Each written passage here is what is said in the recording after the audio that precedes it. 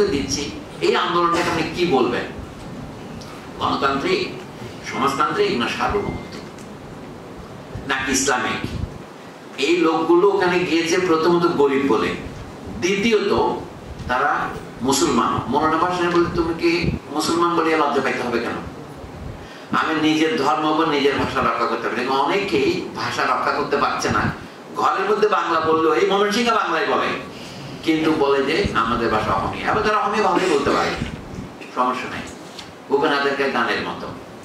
তো এই জন্য বলছি যে মৌলানা ভাসানীর স্ট্রাগলের ইতিহাস এত দীর্ঘ, একটা জীবনের মধ্যে লেখা যাবে না। সৈয়দ আবুল মকসুদ সাহেব খুব ভালো একটা বড় বই লিখেছেন, সেই বইটা আমি দেখলাম অহমিয়া আন্দোলন সম্পর্কে কিছু জানেন না, মাত্র একটি আর্টিকেলের উপর ভিত্তি করে তিনি পুরো চ্যাপ্টার লিখছেন মৌলানা ভাসানীর আসাম জীবন।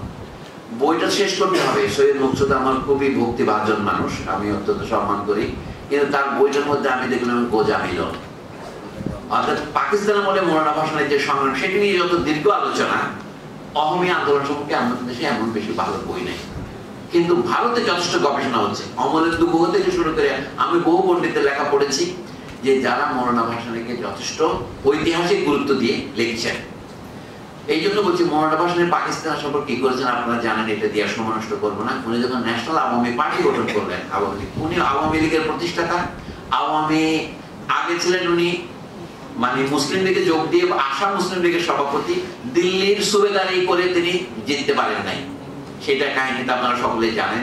তারপরে পাকিস্তানে আওয়ামী মুসলিম লীগ করলেন, সেই মুসলিম শব্দ বাদ দিয়ে আওয়ামী লীগ করলেন, তারপরে ন্যাশনাল আওয়ামী পার্টি করলেন। সেজন্য বাংলাদেশ হওয়ার পর তিনি কি করলেন সেটা আপনারা জানেন। বাংলাদেশ হওয়ার আগে 1969-এর গণ আন্দোলনটা মৌলানা ভাসানী শুরু করেছিলেন। আপনারা যেটা অনেকে জানেন, তখন রাস্তাঘাটে লোকজন চলে জাতির পিতা মৌলানা ভাসানী।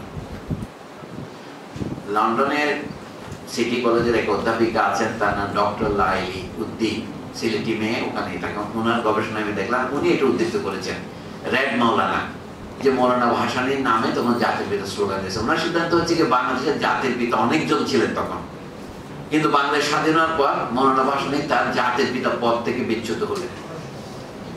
আপনারা এখানে অনেক লোক, এখানে অনেকে এখন সবাই জাতির পিতা হতে চায়।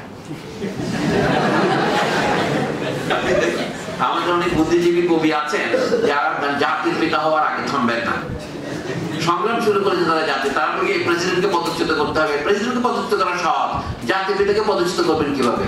কিন্তু সে খেয়াল করছে না যে জাতির আগে একটা পিতার দরকার আছে কিনা। মানে জাতি যদি পিতা ছাড়া হলে আপনাকে তো লোকে বেজন্মা বলবে, তাই না? কিন্তু জাতি আর পরিবার কি এক জিনিস? আচ্ছা দেখুন আমাদের কোথায় আমরা গন্ডগোলটা করি। আমরা যাকে ভালোভাবে চিনি তাকে বলে ফ্যামিলিয়ার। ফ্যামিলিয়ার মানে I am familiar with her, আমি তাকে চিনি। কিন্তু যখন বলে কি তিনি গর্ভবতী হয়েছেন, তখন বলে she has been put in the family way. অর্থাৎ পরিবারের পথে তিনি এখন যাত্রা করেছেন, তিনি এখন সন্তান সম্ভব। যেমন শকুন্তলা দুষ্যন্ত কন্ত্রিক সন্তান বলেন, তাহলে she has been put in the family. আরেকটা শব্দ আছে, এটা ফ্যামিলির ব্যাপার, বলে ইটস আ ফ্যামিলিয়ার অ্যাফেয়ার। একে বলছি কিন্তু ন্যাশন, এবং ন্যাশনকে গ্রিকরা বলতো পলিটিক, সিটি স্টেট। এই জন্য একটা শব্দ হলো পলিটিক্যাল, আরেকটা হলো পলিসিয়াল। কিন্তু পলিসিয়াল বললে বাংলাতে কোনো শব্দ হবে না, এটা ভাষাতত্ত্বের নিয়মে পলিটিক্যাল হয়ে যায়। তাহলে পলিটিক্যাল শব্দের দুটো অর্থ, একটা পলিটি রিলেটেড আর একটা পলিসি রিলেটেড, দুটোরই বিশেষণ পলিটিক্যাল। এই শব্দ না বুঝা লোকে যেমন পলিটিক্যাল ইকোনমি বলে, বাংলা ভাষার যে দুর্গতি হয়েছে এটাই বলছি। পলিটিক্যাল ইকোনমির অর্থ করে তারা কিভাবে রাজনৈতিক অর্থনীতি, কারণ গর্তরা কিছুই জানে না যে এটার মানে হচ্ছে গোটা দেশব্যাপী অর্থনীতি, পলিটি ওয়াইড, ন্যাশন ওয়াইড অর্থনীতি, যেটাকে আজকাল অভদ্র ভাষায় বলে ম্যাক্রো ইকোনমিক্স। মানে ইকোনমিক যারা পড়ে তারা ইকোনমিক্স ইতিহাস জানে না। আমাদের শিক্ষার্থীর কি দুরবস্থা সেটা আপনি অর্থনীতির ইতিহাস পড়লে বুঝতে পারবেন।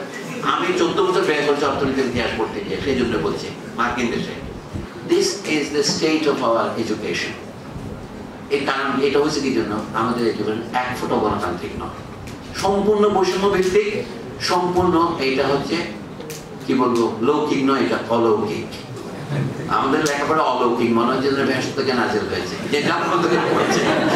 যা ক্ষমা করবেন, আমি বক্তব্য হচ্ছে কি লোকে সিভিল সোসাইটি অনুবাদ করতে পারে না, বলে সুশীল সমাজ। এইটা হচ্ছে এই তো প্রমাণ যে আমি গর্দবদের গড়ের মধ্যে জুলাই যেরকম তার কোনো লোক যখন বলে সিভিল সোসাইটি মানে কি সুশীল সমাজ, সে জানলে যে সিভিল মানে হচ্ছে ন্যাশন ওয়াইড, সিভিস মানে city, city wide society, city মানে ন্যাশনাল ওয়াইড সোসাইটি, জাতীয় সমাজ। সে না বুঝে বলতে কি সিভিল শব্দের আগে করতে যেত ইংরেজিতে ভদ্রলোক।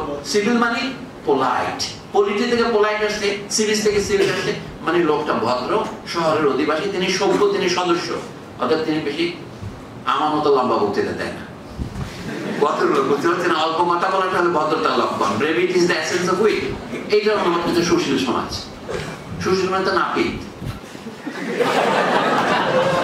না, অর্থাৎ ভাষা। আমি যেমন প্রজাতন্ত্র, আমার দুই বন্ধু আছে, নুরুল কবির সাংবাদিক, অধ্যাপক আনু মোহাম্মদ, আমি তো অবাক হলাম তাদের বক্তৃতা। আমি মঞ্চে উপস্থিত আছি, তারা বলছে কি আমরা কার প্রজা, আমাদের এখানে প্রজাতন্ত্র বলা হয়, আমরা তো নাগরিক।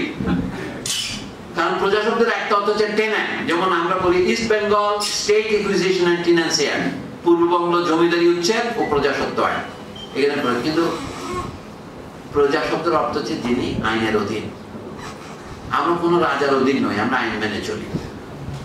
এইটা প্রজা, অর্থাৎ প্রজা শব্দের অর্থ হচ্ছে জমিদারের প্রজা, আর প্রজা মানে হচ্ছে আইনের প্রজা, দুটো এক জিনিস নয়। The king is not above the law, ওই অর্থে বিধাতা সংসারের রাজা, আর আমরা সকলে তার অধীন। আমি শেষ করবো এই বলে যে মৌলানা ভাসানীর ইসলামিক সোশ্যালিজমকে অনেকে মনে করে কি কুফর। 1970 সালে ফেব্রুয়ারি মাসে পাকিস্তানে মৌলানা ভাসানীর কথা